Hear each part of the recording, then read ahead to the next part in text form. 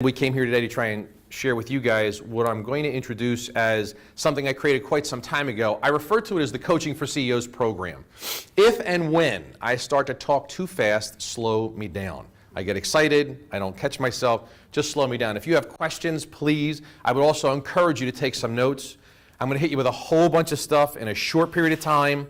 And just so you understand what this means, this is just a function of our brain. These are brain facts, if you will. 50% of the information you hear today, you'll forget in 1 hour. 70% you'll forget in 1 day, and 90% you'll forget in 1 week. That's just brain fact. Once you hear this stuff 7 times, it'll start to sink in. It'll start to become part of your vocabulary if it's something you like. But that's just data. So the reason I say maybe take a couple of notes, or if I say write this down, it's because it's extremely important. And the more senses I can use, the better chance we have of retention. Long and short. So the Coaching for CEOs program is essentially a business strategist guide on teaching you how to monetize recurring income opportunities from a single event. I'm going to do that one more time because I totally made it up. But it's me, right? This is my idea. The job of the business strategist is to teach you how to monetize, make money with recurring income opportunities or sources, recurring income sources from a single event, which the event would be a real estate transaction in this particular scenario because we're all real estate agents in the room. So the idea is we do not earn money every month, every quarter, or annually from selling a house one time. Can you imagine if you got a little piece of the mortgage payment for the rest of the lives that they were in the house that you sold them? Wow, but we don't. One hit, we got to do it again, right? Transaction chasing, if you will. Whereas a financial advisor, homeowner's insurance agent, they're paid residually. It comes again and again and again as long as that client retains that service. Recurring is something in the middle. Recurring income opportunity. So a recurring opportunity is something that's coming with frequency, but it's not residualized. I'm going to give you an example.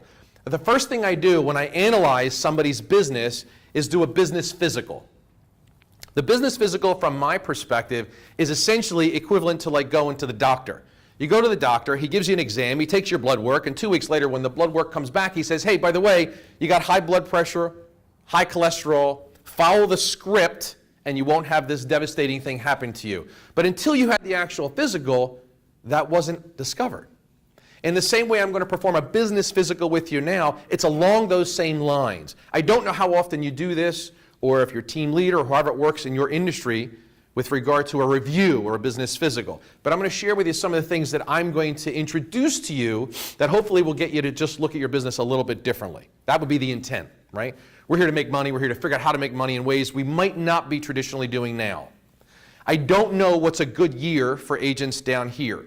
The typical trek for me, because I'm from Jersey, and this is over the course of my married life with my children, it's Jersey, Disney, Jersey, Marco Island, Jersey, Disney, Marco Island. That was the routine. So to go to Jerusalem was like a plane ride for 11 and a half hours was insane.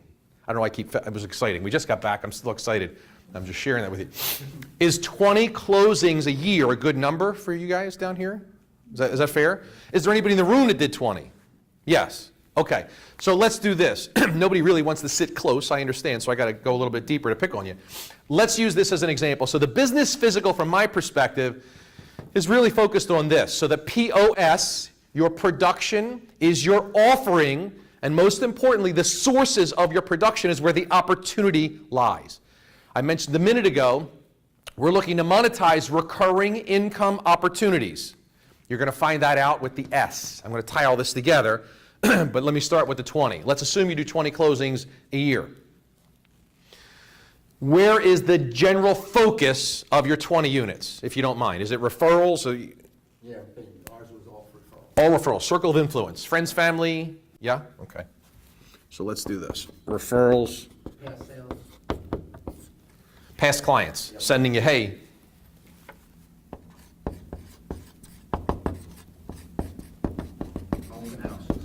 Open house.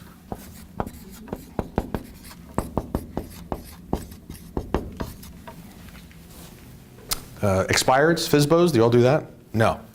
Don't like that.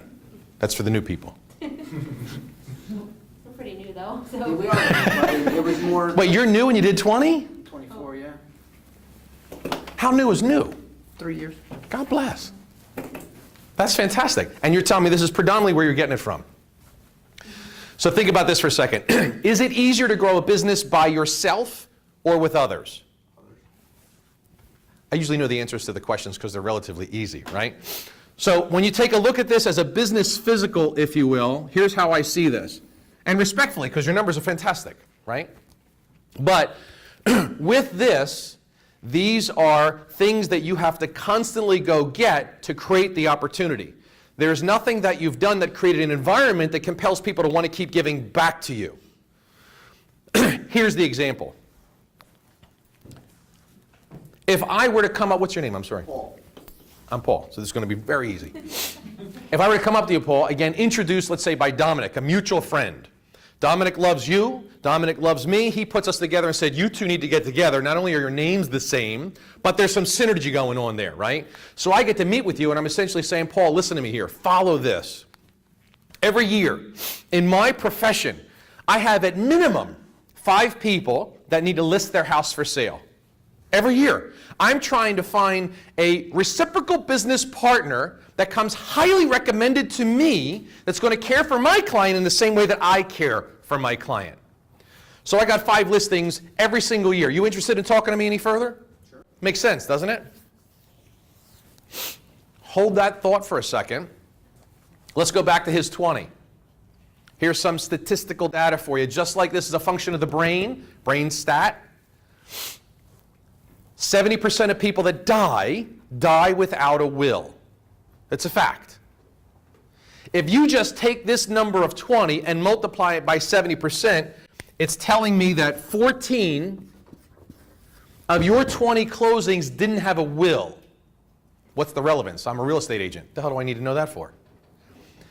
Think about the concept. An estate planner does estate planning, provides wills, durable power of attorneys, medical directives, financial directives. For those of you that have a will, you understand what I'm saying. For those that you don't, the other 70%, follow this path, right? So now he goes up to somebody in the same way I just went up to him a minute ago and says, hey, estate planner, I have approximately 14 clients a year that need your services. You come highly recommended to me. The guy that introduced us loves us both. I got 14 clients. I need somebody to care for them. But I'm looking to establish a reciprocal business partnership. Do you think that estate planner is interested in talking to you with 14 in your hand? Let me go back 2 minutes when I said to him, I have approximately 5 listings every single year. I'm an estate planner. An estate planner today is bringing on 100 clients a year, and if they're in business 8 years or more, they have 5 people dying every year, and they need to list that house. Why aren't they listing it with you? An estate planner would be, in my opinion, a recurring income source. Somebody's dying every month. Why aren't you getting that listing? Does that make sense? In the same way, Paul was interested in me saying, I have at minimum 5 people that pass away and we need to list their house. The reverse is true because Paulie's going out there and saying, I got 14 that need wills. Does that make sense so far? Take a look at his business model. Again, 3 years in, 20. Fantastic. No disrespect intended. You're busting your butt. And you're doing a great job. But man, can you imagine just every couple of months an estate planner calls and says, Mary's on hospice. We need to get together with the family. As morbid as it may sound, it's happening. Do you want to be one of those agents that waits for it to become a lead so I can buy and compete with 5 other agents that are dropping their commission just to get the lead? Or would you rather get the lead before it became a lead? And the way the estate planner is going to be more inclined to send that business to you is because you showed up with 14 in your hand. That's the model.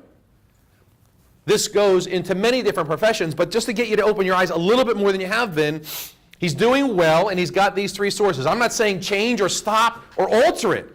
I'm saying with what you're already doing, you could just magically add and incorporate additional revenue streams. You could easily feed 2 estate planners, and it's not tit for tat. You've got enough volume to feed 2 estate planners. Is there anybody in here closing business from estate planners?